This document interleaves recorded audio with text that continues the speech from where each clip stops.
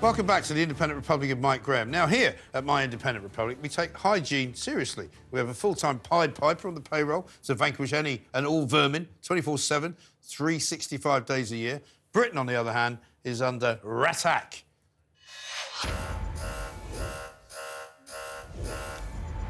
Floods, funding cuts and bin collection delays have created the perfect storm for rodents. Chief amongst them are, of course, rats. Now, guys, I think we need an expert to sort this out. I'm not sure if this cleaning lark is actually going to work. So, what have we got? We have the founder of Petscon and Apprentice star, Mark Mosley. Mark Mosley, welcome. But Thank you very much. Mike. He may be contaminated. Well, I'm hoping that you've taken care of all of that. You know, we've got some special contaminated juice over here. If he gets too near me, we'll pour you out some of that. Mark, good to see you. Thanks very much for joining us. You know, I've become famous for my rat impersonation, which is this. I do it every time I talk about rats. I'm obsessed with rats because I see them everywhere. They're all over London. They're on the tube. I've seen them on buses. I've seen them at sorting offices last Christmas. When I think Christmas before, they were eating to people's presents because they were left outside. People apparently whose houses are getting flooded are going back to them to find that rats are in them. Are there more rats now in Britain than ever?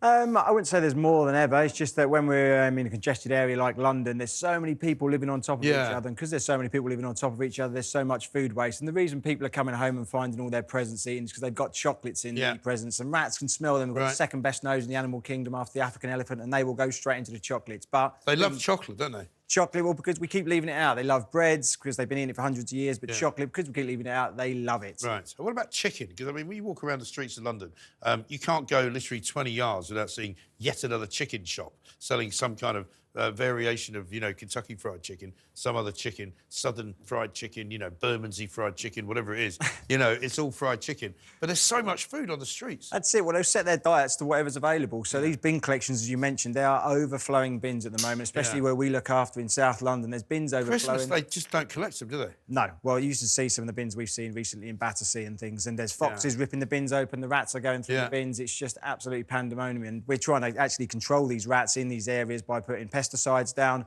and we're sort of fighting a losing battle a little bit. You can't really kill them, We can't obviously eradicate them. It's impossible to eradicate these things once and for all. All that we can do is control them. That's what about super rats? Because we did a story on them last year that in some parts of Britain, the rats are getting so big, they're literally, you know, 3-4 feet long. It all comes down to... You've seen those? Yes, well, I see one about, August last year. It was, size of a small cat, if you like. And the reason is because of our diets. We're eating fattier foods, sugary foods, and that's being passed down the food chain to the rats. So obviously we're getting bigger, the rats are getting bigger, and that's the way it's always been. And do they live in the sewers as well? They will sort of move between the sewers. They'll live just next to the sewers, and that's how they travel from A to B. But, yeah, they say there's about one rat every square metre in the sewer line. So they reckon you're never more than about 7 feet away from a rat. It's because they're always underneath your feet, so that's true. But when you get out to the countryside, not so much. But in London, yes, you're never more than 7 feet away from a rat. And when you got foxes and rats in the same sort of neighbourhood, who wins? Is there a kind of war of attrition going on? Yes, well, foxes will go for the bins. The rats will come out to feed from what the foxes have produced from the bins, and then the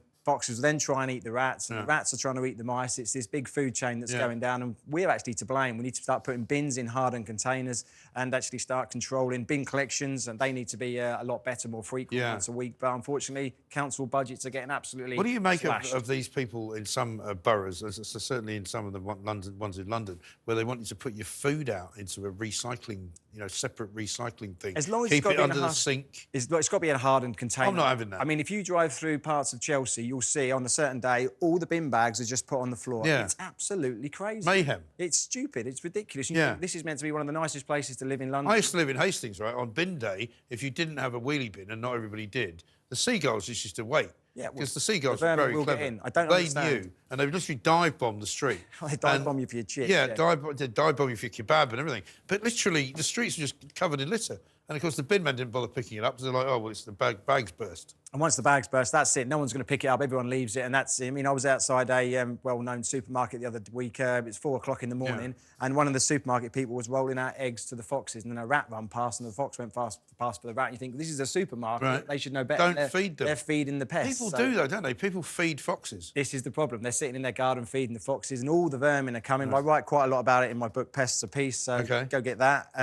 But yeah, Any good tips in there for what to do if you see a rat? Everything. So everything to do. If you see a rat, rat in your garden, what you need to be doing. Squirrel feeders is a big one, bird feeders. As soon as that food from the squirrel feeder hits the floor, rats that could be living under your decking or feeding from your compost heap, they're coming out to feed. So look after your compost heaps, get it in a harder container. If you've got decking, try and have a hard underlay underneath your decking. And bird feeders, please, please, please, try and get a catch to under your bird feeders. Right. Now, you've been catching some of these rats. We've got some pictures, I think, to show everybody. They're a bit graphic, by the way, so if you're eating your dinner, particularly if it's fried chicken, there's a bit of blood there. That's something, I don't know whether these are rats That's the rat that was the big one that was underneath the bath. The other one we caught within... Underneath the bath? That was underneath the bath panel, yeah. The other ones, we had to put glue boards out. We checked them every 2 hours, and we caught 4 baby rats, and then Mum had actually been whacked with one of the traps over the head, and that was the picture I took. But yeah. Do you get any trouble from the sort of, the Green Brigade saying, oh, you mustn't kill them, don't put any poison down? I've been shouted at by people. I had a guy in Brixton shout at me because I drove past in a pest control van once and he said, you're a murderer. And I just thought, this is crazy. I mean, I don't know what to do for the best. We could actually just not control all these pests. We'll be overrun, and then diseases start spreading, like the bubonic plague in the past. And then, yes, we've got medicine for these days, but another disease will take hold. Yeah, but you don't want to get bitten by a rat, do you?